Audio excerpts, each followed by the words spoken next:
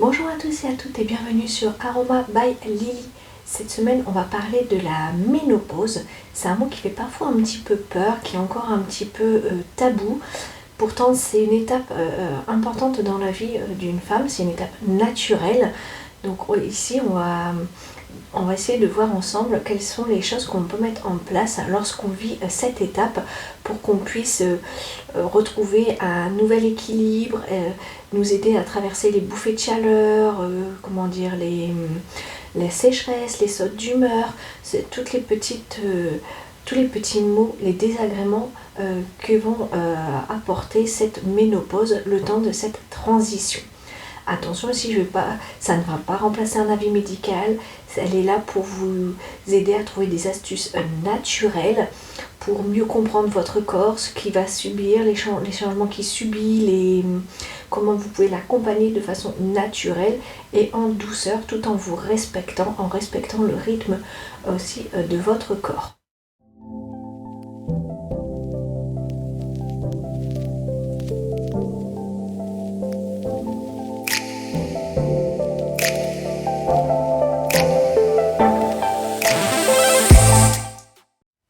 On va commencer par les plantes.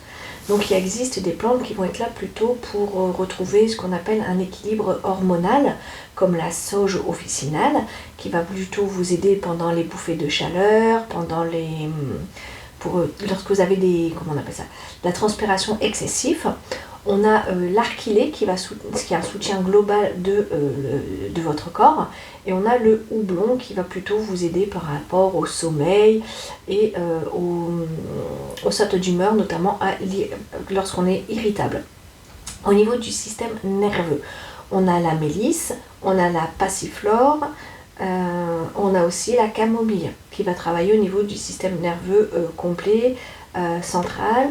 Ça va travailler au niveau, ça va vous donner un côté un peu apaisant, ça va être plutôt de la détente, ça va être aussi pour vous aider à favoriser le sommeil. Et après on a l'ortie par exemple, qui elle est plutôt une plante reminéralisante.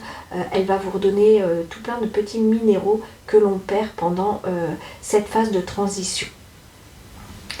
Alors, ces plantes, il faut faire attention, si vous avez des antécédents hormonaux, de bien prendre contact avec votre médecin traitant, parce que certaines plantes peuvent altérer un traitement médical que vous avez en cours ou peut faire ressurgir vos problèmes que vous avez eus par le passé. Au niveau des hydrolats, on va retrouver la sauge, qui va être là pour un soutien au niveau hormonal. Donc on va prendre la sauge scarlet. On a la fleur d'oranger pour apaiser le stress, favoriser votre sommeil. Vous avez la rose qui va plutôt être un soutien émotionnel, parce moi je sais qu'il y a une collègue qui pleurait beaucoup pendant cette période-là, donc ça peut être aussi un soutien émotionnel. Ça aussi, ça redonne aussi un peu le côté féminin, ça relève le côté féminin de la femme. Et la camomille romaine qui va calmer le système nerveux. Donc les hydrolats, il y a deux façons de les utiliser. Soit vous mettez une cuillère à café dans un verre d'eau ou dans une tisane, et que vous buvez une fois ou deux dans la journée, ou vous pouvez les utiliser en cure. Donc une cure, c'est une cure maximum de 3 semaines, et là vous mettez une cuillère à soupe dans 1 litre d'eau que vous venez boire tout au long de la journée. En fonction bien évidemment des petits maux et des petits désagréments que votre corps subit pendant cette transformation. Attention, ce qui a peut-être fonctionné pour certaines ne va pas fonctionner pour d'autres. Donc chaque personne est différente, chaque organisme est différent. Donc je ne peux pas vous garantir que ça puisse fonctionner pour vous. Ce sont des petites aides naturelles. Mais si ça ne va vraiment pas, allez voir votre médecin traitant. Au niveau des huiles essentielles, donc attention, les huiles essentielles, certaines sont interdites chez les femmes enceintes, les femmes allaitantes. En même temps, si on est là, c'est que la ménopause fait que vous n'êtes pas enceinte. Peut-être en cours d'allaitement si vous avez eu un enfant sur le tard, ou si vous vivez avec des personnes qui sont enceintes, évitez les huiles essentielles pour ne pas déranger la grossesse de la personne avec qui vous vivez. On va retrouver bien évidemment la sauge qui va vous aider pour les bouffées de chaleur et retrouver un équilibre émotionnel. On a la lavande vraie qui va être plutôt là pour la détente, le sommeil, le stress. On a le géranium, oui, le géranium qui est pour vous aider au niveau de l'équilibre nerveux et émotionnel. Et enfin, on a l'ylang ylang totem qui va être un côté plutôt apaisement, reconnexion à votre corps, à la féminité. Ça peut aussi aider même, comment dire, à retrouver un petit peu de libido.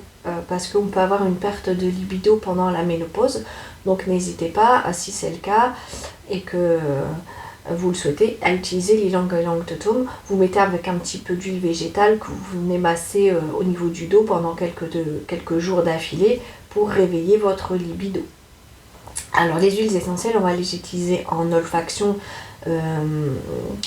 Dans un bol d'eau chaude, vous allez mettre 1 à 2 gouttes maximum que vous venez faire une inhalation, ou alors directement au flacon, vous mettez au niveau de votre nez, vous prenez une bonne respiration en mettant une goutte sur les languettes que vous pouvez trouver en parfumerie. Vous pouvez mettre sur un mouchoir que vous venez respirer tout au long de la journée. On peut les utiliser en massage avec une huile végétale ou dans un diffuseur en respectant les conditions d'utilisation de votre diffuseur. Donc le mien c'est un petit peu d'eau et maximum 5 gouttes d'huile essentielle dans mon diffuseur. À raison d'une demi-heure dans la journée, c'est suffisant. Donc comme je vous l'ai dit, il y a des précautions à prendre pour les huiles essentielles. Il y en a d'autres aussi, par exemple si vous avez des problèmes, des antécédents hormonaux, de bien demander l'avis de votre médecin traitant aussi avant d'utiliser une huile essentielle, de faire un test pour vérifier que vous n'êtes pas allergique, que ce soit les plantes, les hydrolats, les huiles essentielles.